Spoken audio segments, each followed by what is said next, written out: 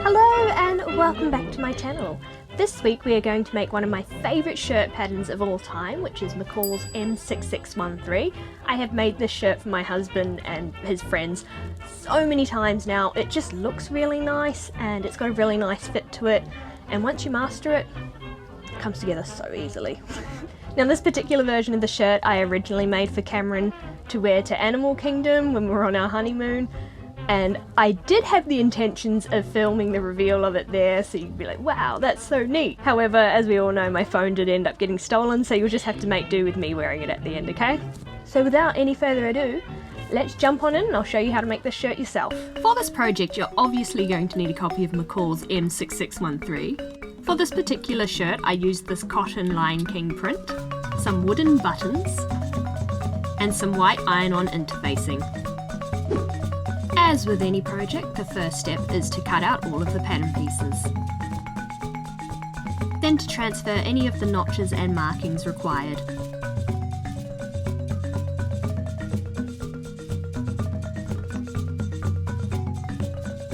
And finally, the last part before construction really begins is adding iron-on interfacing to any of the pieces that are required in the pattern. And with all that, we are now ready to start. Please enjoy the rest of this montage tutorial.